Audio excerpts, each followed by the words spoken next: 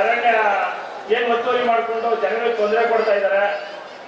ಅವ್ರ ಬಗ್ಗೆ ಜಾಸ್ತಿ ಅರಣ್ಯ ಇಲಾಖೆಯವರು ದಿನನಿತ್ಯ ಕಾಟ ಕೊಡ್ತಾನೆ ಇದ್ದಾರೆ. 67 ಏನು ಜನಗಳಿಗೆ ಅವ್ರಿಗೆ ಯಾರು ನ್ಯಾಯನೂ ಕೊಡಿಸ್ತಾ ಇಲ್ಲ. ಯಾಕಂದ್ರೆ ನಮ್ಮ ಇಲ್ಲಿ ಕೇಳೋರು ಯಾರು ಇಲ್ಲ. ನಮ್ಗೆ ನ್ಯಾಯ ಕೊಡಿಸಿ ಅಂತ ಪಾಪ ಯಾರು ಕೇಳ್ತಾನೆ ಇದ್ದಾರೆ. ಅವ್ರಿಗೆ ನ್ಯಾಯ ಯಾರು ಕೊಡಿಸ್ತಾ ನಾವು 67 ಸರ್ವೆ ನಂಬರಲ್ಲಿ ಸಿಕ್ಕಾಪಟ್ಟೆ ತೊಂದರೆ ಆಗ್ತಾ ಇದೆ. ಏನು ಸಿಲಿಂಡರ್ ದೊಡ್ಡಿ ಏನಿದೆ, ಗಾಲ್ಮರ್ ದೊಡ್ಡಿ ಏನಿದೆ, ಎಲ್ಲ ಅರಣ್ಯ ಇದರಲ್ಲಿ ಸೇರ್ಕೊಂಡು ಅವ್ರಿಗೆ ಸರಿಯಾಗಿ ಯಾವುದೂ ಇದು ಮಾಡ್ತಾ ಇಲ್ಲ. ದಯವಿಟ್ಟು ಅರಣ್ಯ ಇಲಾಖೆಯಲ್ಲಿ ಯಾರನ್ನ ಇದ್ರೆ ದಯವಿಟ್ಟು ಅವ್ರಿಗೆ ಅನುಕೂಲ ಮಾಡಿಕೊಡ್ರಿ. ಯಾವಾಗಲೂ ಅವ್ರಿಗೆ ಲೈಟ್ ಹಾಕಕ್ ಕೊಡಲ್ಲ, ನೀರು ಬಿಡಕ್ ಕೊಡಲ್ಲ. ದಯವಿಟ್ಟು 67 ಸರ್ವೆ ನಂಬರು ಗಾಲ್ಮರ್ ದೊಡ್ಡಿಯವರಿಗೆ ನ್ಯಾಯ ಕೊಡಿಸ್ರಿ. ಅರಣ್ಯ ಇಲಾಖೆಯಿಂದ ಮತ್ತೆ ಕಂದಾಯ ಇಲಾಖೆಯವರು ಇಬ್ಬರು ಸೇರಿ ದಯವಿಟ್ಟು ಏನು 67 ಸರ್ವೆ ನಂಬರ್ ಗಾಲ್ಮರ್ ದೊಡ್ಡಿಯವರಿಗೆ ನ್ಯಾಯ ಕೊಡಿಸ್ಬೇಕು ಅಂತ. ಆಮೇಲೆ ಏನು ಸರ್ವೆ ನಂಬರು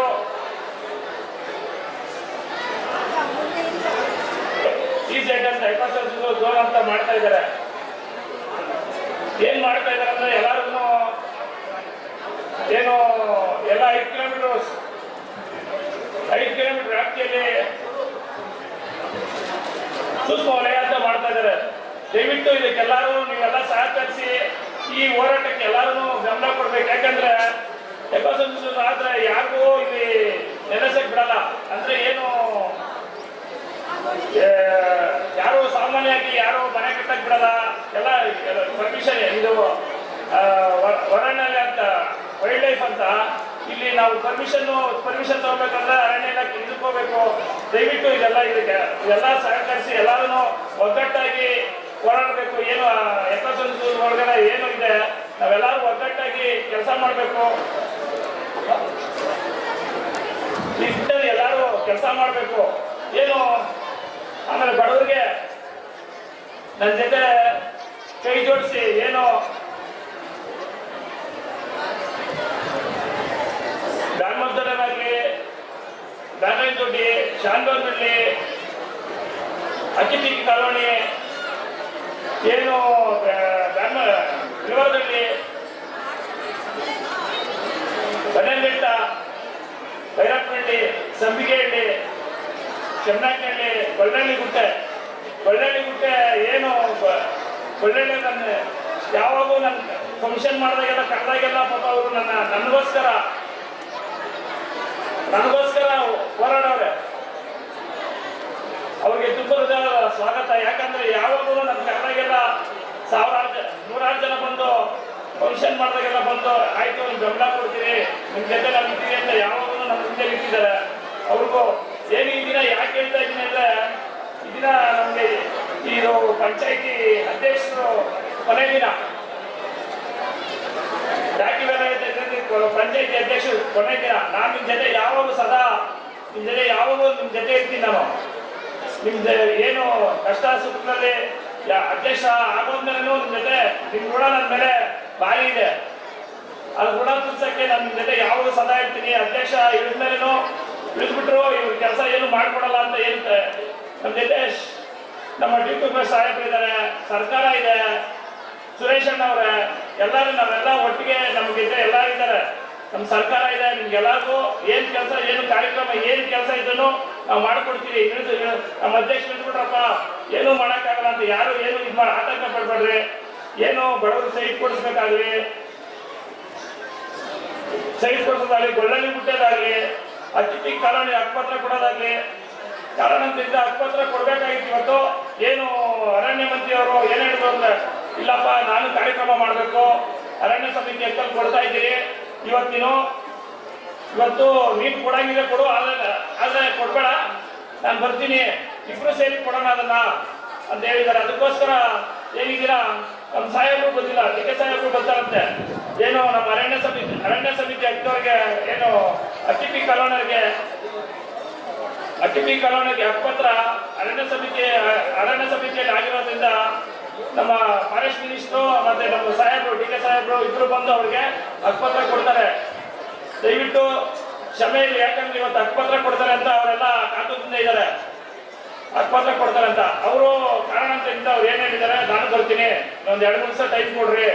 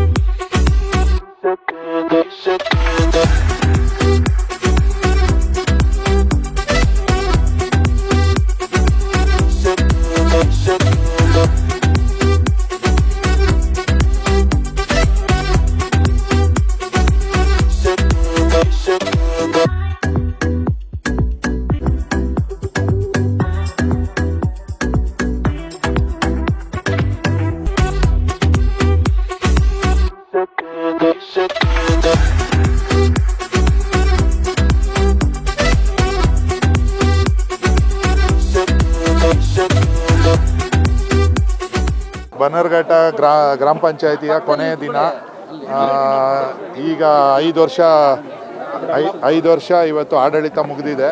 ಇವತ್ತು ನಮ್ಮ ಅಧ್ಯಕ್ಷರಾದ BCM ಮಂಜುನಾಥ್ ಅವರು, ನಮ್ಮ ಇಒ ಅವರು ಮಂಜು ಅವರು, ನಮ್ಮ PDO ಅವರು ರಮೇಶ್ ಅವರು ಮತ್ತು ಎಲ್ಲ ಸಿಬ್ಬಂದಿಗಳು, ಪೊಲೀಸವರು, ನಮ್ಮ ಜಿಲ್ಲಾ ಪಂಚಾಯತಿ ಮಾಜಿ ಜಿಲ್ಲಾ ಪಂಚಾಯತಿ ಅಧ್ಯಕ್ಷರ ಸದಸ್ಯರಾದ ನಮ್ಮ ಅಚ್ಯುತ್ ಅವರು ಎಲ್ಲ ಸೇರಿ ಇವತ್ತು ಒಂದು ಕಾರ್ಯಕ್ರಮ ಹಮ್ಮಿಕೊಂಡಿದ್ವಿ.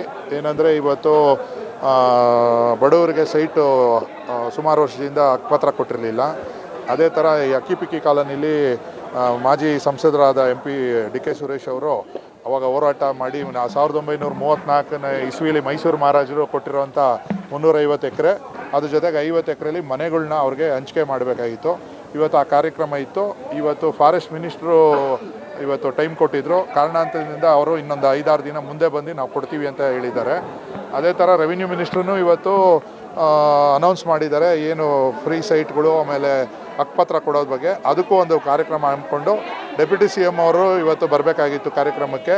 ಇವತ್ತು ಡೆಲ್ಲಿಗೆ ತರಾತುರಿಯಿಂದ ಹೋಗೋದ್ರಿಂದ ಇವತ್ತು ಬರೋಕ್ಕಾಗಿಲ್ಲ. ಎಲ್ಲನೂ ಇವತ್ತು ಕಾರ್ಯಕ್ರಮ ಚೆನ್ನಾಗಿ ನಡೆದಿದೆ. ಇಲ್ಲಿ ನಮಗೆ ಒಂದು ಆತಂಕ, ಈಗ ಈ ನಡುವೆ ಒಂದು 7ನೇ ತಾರೀಕು ಜನವರಿಯಿಂದ ಆತಂಕ ಶುರುವಾಗಿರೋದು. ಸುಪ್ರೀಂ ಕೋರ್ಟಲ್ಲಿ ಒಂದು ಅಪ್ಲಿಕೇಶನ್ ಕೊಟ್ಟಿದ್ದರು ಯಾರು ಈ ಪರಿಸರದವರು. ಏನಂತ ಅಂದರೆ ಇಲ್ಲಿ ನಮ್ಮ ವನ್ಯಜೀವಿ ಬನ್ನರ್ಘಟ್ಟ ವನ್ಯಜೀವಿ ಏನು 1975ರಲ್ಲಿ 23,000 ಎಕರೆ ಅಂತ ಏನು ವೈಲ್ಡ್ ಲೈಫ್ ಸ್ಯಾಂಕ್ಚುರಿ ಮಾಡಿದ್ರು, ಅದಕ್ಕೆ 2011ರಲ್ಲಿ ಯಾರಿಗೂ ಹೇಳ್ದಿರ ಗ್ರಾಮಸ್ಥರಿಗೆ ಇನ್ನು 40,000 ಎಕರೆನ ಸೇರಿಸಿ 63,000 ಎಕರೆ ಆಗೋಗ್ಬಿಟ್ಟಿದೆ. ಈಗ ಅದಕ್ಕೆ ಸೂಕ್ಷ್ಮ ವಲಯ ಮಾಡಬೇಕು ಅಂತ ಸುಪ್ರೀಂ ಕೋರ್ಟು ಒಂದು ಸೂಚನೆ ಕೊಟ್ಟಿದ್ದರು. ಆ ಸೂಚನೆಯಿಂದ ಇವತ್ತು 1 ಕಿಲೋಮೀಟ್ರ್ ಅಂತ 20ನೇ ಇಸ್ವಿಲಿ ಆಗಿತ್ತು. ಈಗ ಯಾರೋ ಇವರು ಪರಿಸರದವ್ರು ಹೋಗಿ ಇವತ್ತು ಅದನ್ನು 4.5 ಕಿಲೋಮೀಟ್ರ್ ಮಾಡಬೇಕು, 4.5 ಕಿಲೋಮೀಟ್ರ್ ಮಾಡಬೇಕು ಅಂತ ಹೊರಟಿದ್ದಾರೆ. 4.5 ಕಿಲೋಮೀಟ್ರ್ ಮಾಡಿದ್ರೆ ಜಿಗಣಿ, ಆನೆಕಲ್ಲು, ಮಧ್ಯದಲ್ಲಿರುವಂಥ ಎಲ್ಲ ಗ್ರಾಮ ಪಂಚಾಯತಿ, ಇಂದ್ಲವಾಡಿ, ಸೂರ್ಯ ಸಿಟಿ, ಈ ಬನ್ನರ್ಘಟ್ಟ, ಆಮೇಲೆ ಈ ಕಡೆ ಮೀನಾಕ್ಷಿ ಮಾಲ್ವರೆಗೂ ಹೊಟ್ಟೋಗುತ್ತೆ 4.5 ಕಿಲೋಮೀಟ್ರು. ಯಾರನ್ನೂ ಒಂದು ವೈಜ್ಞಾನಿಕವಾಗಿ ಯಾವುದನ್ನು ಇದನ್ನು ಮಾಡ್ದಿರ ವನ್ಯಜೀವಿ ಇದೆ ಅಂದ್ಬಿಟ್ಟು 40,000 ಎಕರೆ ಏನು 2011ರಲ್ಲಿ ಏಕಾಏಕಿ ಮಾಡಿದಾರೋ ಅದನ್ನು ತನಿಖೆ ಮಾಡಬೇಕು. ಈ ಫಾರೆಸ್ಟ್ ಡಿಪಾರ್ಟ್ಮೆಂಟಿಂದ, ಈ ಕುಮ್ಮಕ್ಕಿಂದ ಇದು ನಡೀತಾ ಇದೆ ಅಂತ ಎಲ್ಲರೂ ಜನ ಗ್ರಾಮ ಸಭೆಗಳಲ್ಲಿ ಅಬ್ಜೆಕ್ಷನ್ಸ್ ಹಾಕಿದ್ದಾರೆ. ಯಾಕಂದರೆ ಫಾರೆಸ್ಟ್ ಡಿಪಾರ್ಟ್ಮೆಂಟ್ ಅವರು ಅವ್ರದ್ದೇ 63,000 ಎಕರೆ ಏನು ಫಾರೆಸ್ಟ್ ಇದೆಯೋ ಅದನ್ನು ನೋಡ್ಕೊಳ್ಳೋದಕ್ಕೆ ಟೈಮ್ ಇಲ್ಲ. ಇನ್ನು 400 ಸ್ಕ್ವೇರ್ ಕಿಲೋಮೀಟ್ರ್ ಆಚೆ ಕಡೆ ಇದು ಸೂಕ್ಷ್ಮ ವಲಯ ಕೇಳ್ತಾ ಇರೋದ್ರಿಂದ ಅಲ್ಲಿ ಸಿಬ್ಬಂದಿ ಇಲ್ಲ. ಈಗಾಗಲೇ 2020ನೇ ಇಸ್ವಿಯಿಂದ ಆಲ್ರೆಡಿ 100 ಜನದ ಮೇಲೆ ಕೇಸ್ನ ಪ್ರಕರಣ ಮಾಡಿದ್ದಾರೆ. ಯಾರು ನಮ್ಮ ರೀಜನಲ್ ಕಮಿಷನರು, DC, ಆಮೇಲೆ ತಹಶೀಲ್ದಾರರು. ಇಲ್ಲೇನು ವಾಣಿಜ್ಯ ಆಗಲಿ ಏನೇ ಇಂಡಸ್ಟ್ರಿಗಳು ಮಾಡೋಂಗಿಲ್ಲ ಅಂತ ಹೇಳ್ತಾ ಇದ್ದಾರೆ.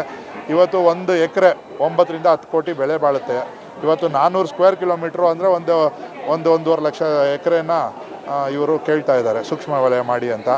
ಅದಕ್ಕೆ ಪರಿಹಾರ ಏನು ಮಾತಾಡಿಲ್ಲ. ಆ ಜನ ವ್ಯವಸಾಯನೇ ಮಾಡಬೇಕು ಅಂತ ಅಂದರೆ ಅವ್ರಿಗೆ ಏನಾದರೂ ಎಕರೆಗಿಷ್ಟು ವರ್ಷಕ್ಕೆ ಅಂತ ಕೊಡಬೇಕಾಗತ್ತೆ, ಅದನ್ನು ಮಾಡಿಲ್ಲ. ಇವರು ಕಾಂಪೌಂಡ್ಗಳ್ನ ಇವರು ಫಾರೆಸ್ಟ್ ಒಳಗಡೆ ಕರೆಕ್ಟಾಗಿ ಮೇಂಟೈನ್ ಮಾಡ್ತಾ ಇಲ್ಲ. ಪ್ರಾಣಿಗಳಿಗೆ ನೀರಿಲ್ಲ, ಮೇವಿಲ್ಲ. ಅದು ಪ್ರಾಣಿಗಳು ಮಾಮೂಲಿ ಇವಾಗ ರೈತರು ಇವರು ರಾಗಿ ಬೆಳೆದಿದ್ದಾರೆ, ರಾತ್ರಿ ಎಲ್ಲ ಬೆಳಗ್ಗೆ ಎಲ್ಲ ಕಾವಲು ಕಾಯಬೇಕು, ಆನೆ ನುಗ್ತಾ ಇರುತ್ತೆ. ಸೊ ಇದಕ್ಕೆ ಪರಿಹಾರ ಒಂದು ಮಾಡಬೇಕು. ಸುಪ್ರೀಂ ಕೋರ್ಟ್ಗೆ 2 ನಿಮಿಷ ಟೈಮ್ ಕೊಡ್ತಾರೆ. ಸುಪ್ರೀಂ ಕೋರ್ಟಲ್ಲಿ ಇವ್ರು ಯಾರೋ ಹೋಗ್ಬಿಟ್ಟು ನಮ್ಮ ಜನಪ್ರತಿನಿಧಿಗಳಿಗೂ ಹೋಗಲಿಲ್ಲ, ಜನಸಾಮಾನ್ಯರಿಗೂ ಗೊತ್ತಾಗಲಿಲ್ಲ. ಏಕಾಏಕಿ ಸುಪ್ರೀಂ ಕೋರ್ಟ್ಗೆ ಹೋಗ್ಬಿಟ್ಟು ಒಂದು ಆದೇಶ ಮಾಡಿದ್ದಾರೆ. ಇವತ್ತು ಅದು ರಾಜ್ಯ ಸರ್ಕಾರಕ್ಕೆ ವಾಪಸ್ಸು ಪರಿಶೀಲಿಸಿ ಅಂತ ಸುಪ್ರೀಂ ಕೋರ್ಟ್ ಅವರು ಹೇಳಿದ್ದಾರೆ.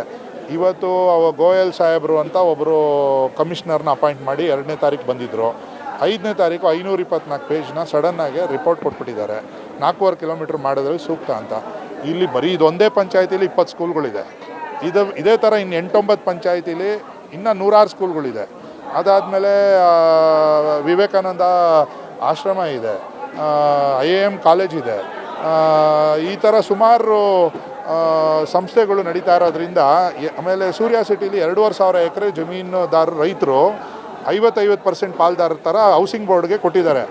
ಆ 50% ಇನ್ನೂ ಸೈಟ್ಗಳು ಹಂಚಿಕೆನೇ ಆಗಿಲ್ಲ. ಆಗಲೇ ಈ ಸೂರ್ಯ ಸಿಟಿ ಮಾಡಿರೋದೇನೇ ಕಳ್ತನದಿಂದ ಮಾಡಿದ್ದಾರೆ ಅಂತ ಪ್ರೆಸ್ ರಿಪೋರ್ಟ್ ಕೊಟ್ಟಿದ್ದಾರೆ ಯಾರು ಈ ಪರಿಸರವಾದಿಗಳು, ಯಾರು ಆ ಗೋಯಲ್ ಸಾಹೇಬ್ರನ್ನ ಹಿಡಿದು.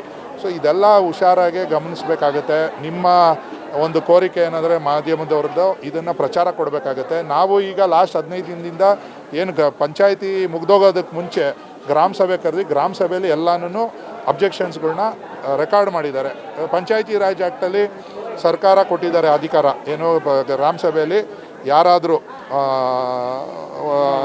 ಜನ ಅದನ್ನು ಅಭ್ಯಂತರ ಮಾಡಿದ್ರೆ ಇವತ್ತು ಅದನ್ನು ತೊಗೊಳಕ್ಕಾಗಲ್ಲ ಯಾವುದು ಜಮೀನನ್ನ. ಸೊ ಇವತ್ತು ಫಾರೆಸ್ಟ್ ಡಿಪಾರ್ಟ್ಮೆಂಟ್ ಅವ್ರಿಗೂ ನಾವು ಮನವಿ ಮಾಡಿದ್ದೀವಿ. ಏನಂತ ಆಗುತ್ತೆ ಗೊತ್ತಿಲ್ಲ, ಬಟ್ ಇದೊಂದು ಆತಂಕ ಕಾಡ್ತಾ ಇದೆ. ಯಾಕೆಂದರೆ ಇದು ಬೆಂಗಳೂರು ಅಕ್ಕಪಕ್ಕ ಎಲ್ಲರ ಹತ್ತಕ್ಕೆ 18 ಕಿಲೋಮೀಟ್ರಿಗೆ ಇರೋಂಥ ಬನ್ನರ್ಘಟ್ಟ. ಇದು ಬೇರೆ ಭಾಗದಲ್ಲೆಲ್ಲ ಬೆಂಗಳೂರು 50 ಕಿಲೋಮೀಟ್ರ್ ಬೆಳೀತಾ ಇದೆ. ನಮ್ಮ ಬನ್ನರ್ಘಟ್ಟದ ಸುತ್ತಮುತ್ತಲು ಮಾತ್ರ ಒಂದು 30 ವರ್ಷದಿಂದ ನಮಗೆ ಹತ್ತೊಂದರಲ್ಲೇ ಇಟ್ಟಿದ್ದಾರೆ, ಗ್ರೀನ್ ಬೆಲ್ಟ್ ಅಂತ ಇಟ್ಟಿದ್ದಾರೆ. ಫಾರೆಸ್ಟಿಂದ ಡೆವಲಪ್ಮೆಂಟ್ ಮಾಡೋಕ್ಕಾಗ್ತಾಯಿಲ್ಲ, ಲೇಔಟ್ಗಳು ಮಾಡಿರೋರಿಗೆ ಪೇಪರ್ಸ್ ಆಗ್ತಾಯಿಲ್ಲ, ನೀರು ಕೊಡೋಕ್ಕಾಗ್ತಾಯಿಲ್ಲ. ಈ ಥರ ಒಂದು ಆಲ್ರೆಡಿ ಡೆವಲಪ್ ಆಗಿರೋಂಥ ಏರಿಯಾನ ನೀವು ಸೂಕ್ಷ್ಮ ವಲಯ ಅಂತ ಮಾಡಿದ್ರೆ ಭಾರಿ ಅನ್ಯಾಯ ಆಗುತ್ತೆ. ಅದಕ್ಕೆ ನಾವು ಫಾರೆಸ್ಟ್ ಮಿನಿಸ್ಟ್ರನ್ನು ನಾವು ಕಾಯ್ತಾ ಇದ್ವಿ. ಇವತ್ತು ಮಿನಿಮಮ್ ಒಂದು 100 ಮೀಟ್ರ್ ಬಿಟ್ಟು, ಯಾಕಂದರೆ ರಾಜಸ್ಥಾನಲ್ಲಿ, ಕೇರಳಲ್ಲಿ, ಬೇರೆ ರಾಜ್ಯದಲ್ಲೆಲ್ಲ 100 ಮೀಟ್ರ್ ಇಟ್ಟಿರೋದು, 50 ಮೀಟ್ರ್ ಇಟ್ಟಿರೋದು ಏನು ಸೂಕ್ಷ್ಮ ವಲಯನ. ಬರೀ ಬನ್ನರ್ಘಟ್ಟ ಅಕ್ಕಪಕ್ಕ ಮಾತ್ರ 5 ಕಿಲೋಮೀಟ್ರು 10 ಕಿಲೋಮೀಟ್ರ್ ಬೇಕು ಅಂತ ತಪ್ಪು ಮಾಹಿತಿ ಕೊಟ್ಟು ಈ ಪರಿಸರದವರು ಓಡಾಡ್ತಾ ಇದ್ದಾರೆ. ಸ್ವಲ್ಪ ಇದೆಲ್ಲ ನಾವು ಇವತ್ತು ಕೊನೆ ದಿನ ನಮಗೆ ಬನ್ನರ್ಘಟ್ಟ ಗ್ರಾಮ ಪಂಚಾಯತಿಗೆ ಎಲ್ಲರೂ ಒಗ್ಗಟ್ಟಾಗಿ ಸೇರಿ ಕಾವೇರಿ ನೀರು ತಂದ್ವಿ, ದೇವಸ್ಥಾನಕ್ಕೆ ಅಕ್ಕಪಕ್ಕ ಎಲ್ಲ ಡೆವಲಪ್ ಮಾಡಿದ್ವಿ. ಒಂದು ಟೂರಿಸಮ್ ಜಾಗ ಇದು. ಝೂಗೆ ದಿನಕ್ಕೆ 50-60 ಸಾವಿರ ಜನ ಬರ್ತಾ ಇದ್ದಾರೆ. ಟ್ರಾಫಿಕ್ ಜಾಮ್ ಆಗ್ತಾಯಿದೆ. ರೋಡ್ ವೈಡ್ನಿಂಗ್ ಮಾಡಿದ್ವಿ. ಅನೇಕ ಬಡವರಿಗೆ ಸೈಟ್ಗಳು ಕೊಟ್ಟು ಹಕ್ಕುಪತ್ರ ಕೊಟ್ಟಿದ್ದೀವಿ. ಈ 350 ಎಕರೆ ಅಕ್ಕಿಪಿಕ್ಕಿ ಅವ್ರಿಗೆ ಫಾರೆಸ್ಟಿಂದನೇ ಬಿಡಿಸ್ಕೊಟ್ಟಿದ್ದೀವಿ. 50 ಎಕರೆ ಅರಣ್ಯನ ಮನೆಗಳ್ನ ಮಾಡಿಸ್ಕೊಟ್ಟಿದ್ದೀವಿ. ಈ ಥರ ಹಲವಾರು ಕಾರ್ಯಕ್ರಮಗಳು ನಮ್ಮ ಚೇರ್ಮನ್ ನೇತೃತ್ವದಲ್ಲಿ, ನಮ್ಮ ಜಿಲ್ಲಾ ಪಂಚಾಯತಿ ಮೆಂಬರ್ ನೇತೃತ್ವದಲ್ಲಿ ಮಾಡಿದ್ದೀವಿ. ನಮಗೆ ಎಲ್ಲರೂ ಸಹಕಾರ ಮಾಡಿದ್ದಾರೆ. ಇನ್ನು ಬರೋಂಥ ಮುಂದೆ ಒಂದು 6 ತಿಂಗಳೊಳಗಡೆ GBA ಎಲೆಕ್ಷನ್ ನಡೆಯೋದಕ್ಕೆ ಒಂದು ಇದು ಬಂದಿದೆ. GBA ಮಾಡಿದಾಗ ನಮ್ಮ ಭಾಗದಲ್ಲಿ ಅಥವಾ ಪಟ್ಟಣ ಪಂಚಾಯತಿನೋ ಅಥವಾ ಒಂದು ಪುರಸಭೆನೋ ಮಾಡಲಿ ಅಂತ ಒಂದು ಕೋರಿಕೆ ಸರ್ಕಾರದಿಂದ. ಇವತ್ತು ಮಿನಿಸ್ಟ್ರೆಲ್ಲ ಬಂದಿದ್ದರೆ ಅದನ್ನು ಮನವಿ ಕೊಡೋದಕ್ಕೆ ಸುಮಾರು ಜನ ಬಂದಿದ್ದರು. ಇವತ್ತೆಲ್ಲ ಕೊಟ್ಟಿದ್ದೀವಿ. ಇವತ್ತು ನಿಮ್ಮ ಸಹಕಾರದಿಂದ ಇವತ್ತು ಕಾರ್ಯಕ್ರಮ ಯಶಸ್ವಿಗೊಳಿಸಿದೆ. ನಮ್ಮ ಪರವಾಗಿ ನಮ್ಮ BCM ಮಂಜುನಾಥ್ ಅವ್ರಿಗೆ ಶುಭಾಶಯಗಳನ್ನ ಹೇಳಿ ಇವತ್ತು ಪೂರ್ಣಗೊಳಿಸಿದ್ದಾರೆ. ಅದೇ ಥರ ನಮ್ಮ ಎಲ್ಲ ಗ್ರಾಮಸ್ಥರು ಸದಸ್ಯರಿಗೂ ಧನ್ಯವಾದ ಹೇಳ್ತಾ ಇದ್ದೀವಿ. ಇವತ್ತೇನು ಬನ್ನರ್ಘಟ್ಟ ವ್ಯಾಪ್ತಿಯ ಅಧ್ಯಕ್ಷರಾದಂಥ BCM ಮಂಜುನಾಥ್ರವ್ರ ನೇತೃತ್ವದಲ್ಲಿ ಇವತ್ತು ಸರ್ಕಾರಿ ಕಾರ್ಯಕ್ರಮವನ್ನು ಹಮ್ಮಿಕೊಂಡಿದ್ವಿ. ನಮ್ಮ DK ಶಿವಕುಮಾರ್ ಸಾಹೇಬರು ಬರಬೇಕಾಯಿತು, ರಾಮಲಿಂಗಾರೆಡ್ಡಿ ಅವರು ಬರಬೇಕಾಯಿತು, ಫಾರೆಸ್ಟ್ ಮಿನಿಸ್ಟ್ರು ಸಹ ಬರಬೇಕಾಗಿತ್ತು, ಸುರೇಶ್ ಅಣ್ಣ ಬರಬೇಕಾಗಿತ್ತು. ಕಾರಣಾಂತರದಿಂದ ಇವತ್ತು ಡೆಲ್ಲಿನಲ್ಲಿ CEC ಮೀಟಿಂಗ್ ಇರೋದ್ರಿಂದ ರಾತ್ರಿ ತಡವಾಗಿ ಅವರಿಗೆ ಸಂದೇಶ ಬಂದು ತುರ್ತಾಗಿ ಅವರು ಡೆಲ್ಲಿಗೆ ಹೋಗಿದ್ದರಿಂದ ಕಾರ್ಯಕ್ರಮಕ್ಕೆ ಅವ್ರು ಬರೋಕ್ಕಾಗಲಿಲ್ಲ. ಕೆಲವೇ ದಿನಗಳಲ್ಲಿ ಈ ರಾಜ್ಯಕ್ಕೆ ಶುಭ ಸುದ್ದಿ ಬರ್ತದೆ.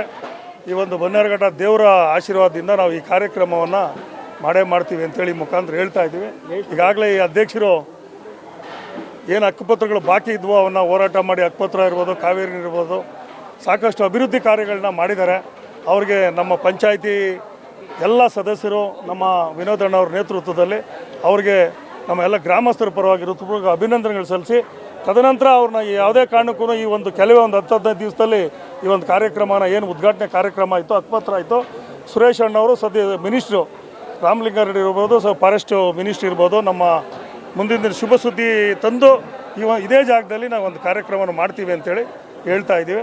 ಅಧ್ಯಕ್ಷರು ಬೇಜಾರು ಮಾಡ್ಕೊಳ್ಳೋದು ಬೇಡ, ಏನೋ ಕಾರಣಾಂತರದಿಂದ ಇದು ಸಾಹೇಬರು ಮುಂದಕ್ಕೆ ಹೋಗಿದ್ದಾರೆ. ಖಂಡಿತ ಮಾಡ್ತೀವಿ ಅಂತೇಳಿ ಹೇಳಿ ಕಳಿಸಿದ್ದಾರೆ ನನಗೆ. ಮಾಡಿಸ್ತೀವಿ, ಕಾರ್ಯಕ್ರಮ ಮಾಡ್ತೀವಿ ಅಂತ ದೇವರ ಆಶೀರ್ವಾದದಿಂದ ಒಳ್ಳೇದಾಗಲಿ ಅಂತ ಈ ಶುಭ ಸಂದರ್ಭದಲ್ಲಿ ಹಾರೈಸ್ತಾ ಇದ್ದೀವಿ. ಶುಭ ಸುದ್ದಿ ಏನು ಸರ್ ಅದು? ಶುಭ ಸುದ್ದಿ ಹೇಳ್ತೀವಿ, ನಿಮಗೆ ಗೊತ್ತಾಗ್ತದಲ್ಲ. ಅದನ್ನು ಹೇಳೋಷ್ಟು ದೊಡ್ಡವ್ರು ನಾವಲ್ಲ. ಶುಭ ಸುದ್ದಿ ಸಿಗುತ್ತೆ. ಶುಭ ಸುದ್ದಿ ಸಿಕ್ಕಿದಾಗ ನಾವು ಹೇಳ್ತೀವಿ. ಬನ್ನರ್ಘಟ್ಟ ಗ್ರಾಮ ಪಂಚಾಯತ್ ವ್ಯಾಪ್ತಿಯಲ್ಲಿ ಸರ್ಕಾರಿ ಕಾರ್ಯಕ್ರಮ ಇಟ್ಕೊಂಡಿದ್ವಿ. ನಮ್ಮ ಸಾಹೇಬರು, DK ಸಾಹೇಬರು ಮತ್ತು ಅರಣ್ಯ ಮಂತ್ರಿಗಳು, ನಮ್ಮ ರಾಮಲಿಂಗ ಸಾಹೇಬರು ಬರ್ತೀನಿ ಅಂತ ಹೇಳಿದರು. ಏನೋ ಕಾರಣಾಂತರದಿಂದ ಅವ್ರಿಗೆ ನಮ್ಮ DK ಸಾಹೇಬ್ರಿಗೆ ಅಲ್ಲಿ ಡೆಲ್ಲಿಯಲ್ಲಿ ಇದು ಕರೆದಿದ್ದರಿಂದ ಅವ್ರು ಬರೋಕ್ಕಾಗಿಲ್ಲ. ಅದರಿಂದ ಈ ಕಾರ್ಯಕ್ರಮವನ್ನು ನಮ್ಮ ಸರ್ಕಾರಿ ಕಾರ್ಯಕ್ರಮವನ್ನು ಏನು ನಮ್ಮ CO ಮಂಜುನಾಥ್ ಅವರು ಅವರು ನೇತೃತ್ವದಲ್ಲಿ ನಡೆಸಿ ನಮ್ಮ ವಿನೋದಣ್ಣ ಸಾರಥ್ಯದಲ್ಲಿ ಇದು ಮಾಡಿಸಿ ಏನು ಕಾರ್ಯಕ್ರಮವನ್ನು ಹಮ್ಮಿಕೊಂಡಿದ್ರು. ಏನು ಈ ಕಾರ್ಯಕ್ರಮ ಮುಗಿಸಿದ್ರಿ. ಏನು ಈ ಬನ್ನರ್ಘಟ್ಟ ವ್ಯಾಪ್ತಿಯಲ್ಲಿ ಏನು ಸುರೇಶಣ್ಣ MP ಆಗಿದ್ದಾಗ ನಮ್ಮ ಕಾವೇರಿ ನೀರು ಬೇಕು ಅಂದಿದ ತಕ್ಷಣ ಆಯಿತು ನಡೀರಿ ಅಂತ ಕರ್ಕೊಂಬಂದು ಬನ್ನರ್ಘಟ್ಟಕ್ಕೆ ಕಾವೇರಿ ನೀರು ಕೊಡಿಸಿದ್ರು. ರೋಡ್ ಅಗಲ ಮಾಡಿಸಿದ್ರು.